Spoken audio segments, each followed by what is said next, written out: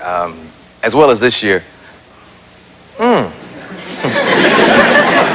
She's also an actress, so let's bring her out. Kathy.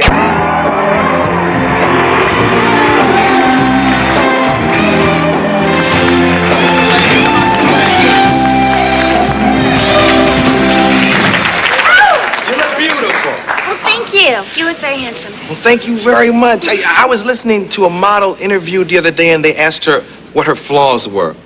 And I thought it was an interesting question. What do you think your flaws are?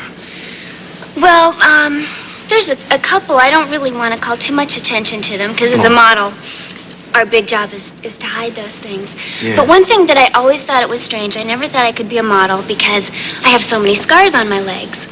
Oh. From various, I'm a little bit accident prone. Yeah. So I have, but I've grown to like them because I think they kind of add a little bit of character.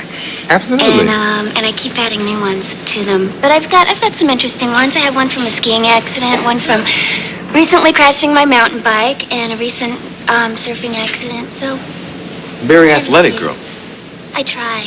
Yeah, I saw you in a movie about football where you kicked field goals. Yeah, that was great. I got to learn how to play football, which was a new sport for me, and it was fun. It was fun making it. What does your husband do? My husband's a doctor. Oh, okay. What kind of doctor? Emergency room. Oh, fun. Yeah. Yeah. So he can take care of me when I get hurt. Yes. Yeah, I'd like to mend your scars. How long have you been married?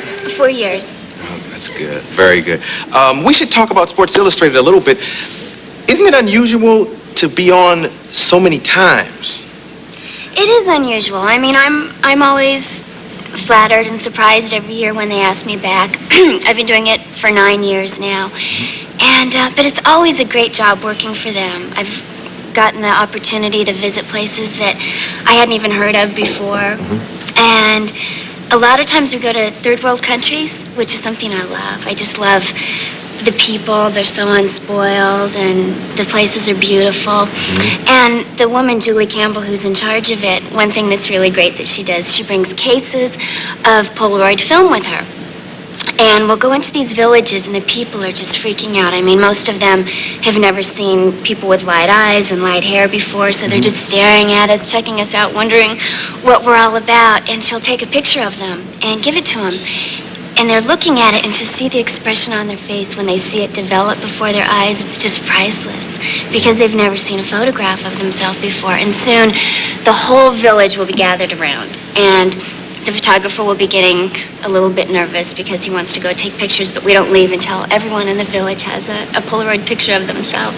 So it's fun. I've gotten a chance to meet a lot of interesting people through them. Yeah. How much longer do you want to do this modeling? Modeling's been great for me. I've been doing it for 11 years, and I'm concentrating on getting more into acting, but I'm still doing some modeling. I recently signed a deal with Anheuser-Busch. I'm doing their Know When to Say When campaign and working for their muscular dystrophy program, as well as St. Patrick's Day. And so I'm still going to continue with people who I like, but... Can I ask how old you are? 29. 29. How'd you get into modeling in the first place? Well, it was kind of by accident, really. I actually was planning on being a ski lift operator. Oh, yeah, it's nice to set your goals high. Yeah. Well, ski lift operator. I was eventually going to take over the mountain, but I was going to start out like that.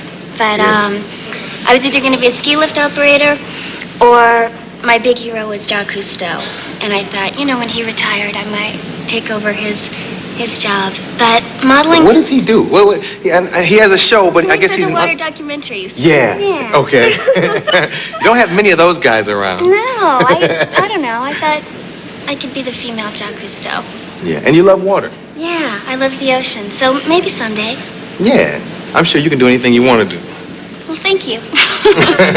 But go on, I'm sorry. I didn't mean to interrupt. No, just by accident. A scout saw me and asked me if I would like to come to New York for the summer. I grew up in Santa Barbara. And at that age, I used to just count down the days till summer vacation. And it was like 210 days till summer vacation. And would you like to go to New York for the summer? And I just said thank you, but no thank you. It didn't really sound like a good time.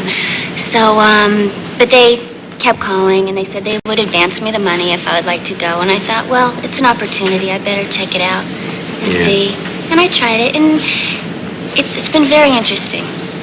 You remember your first job ever in life? Yeah. Any job? Oh, my first job in life, my first real paying job was a paper route. Really? Yeah, I was 11 years old, and I remember I was really angry because I couldn't wait to be 11 and a half so I could get this route. And my dad showed me this ad in the newspaper, and it said, "Are you the boy for the job?" And I was so mad. I wrote a letter to the news press, and I said, "I'm not the boy for the job, but I'm the girl for the job. I can do it just as well as any boy can." Yeah! Yeah!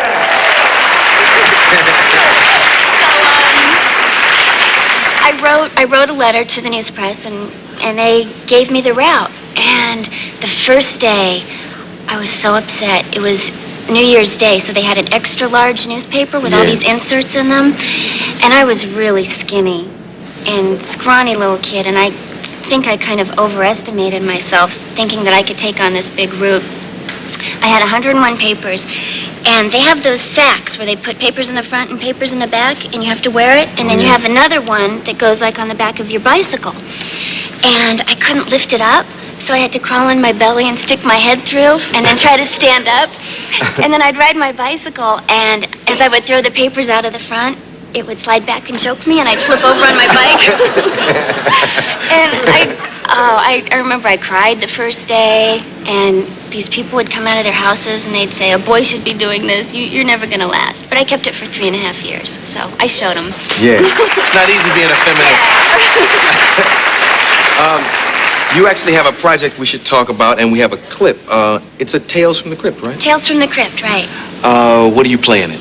I played an aspiring actress, and myself and Mimi Rogers' characters were roommates. And I happened to be getting all the jobs. And I also happened to kind of fall in love with producers and directors and people like that. But she's really angry with me because I'm getting all the work and she's not. Okay, Sandy, let's look at her clip. Might as well be fat and miserable. Helen, I don't know what you're talking about. Uh-huh. Why is it that every time somebody gets really close to kissing me, you suddenly show up with your legs spread? I have never done that. And that's my ice cream. So?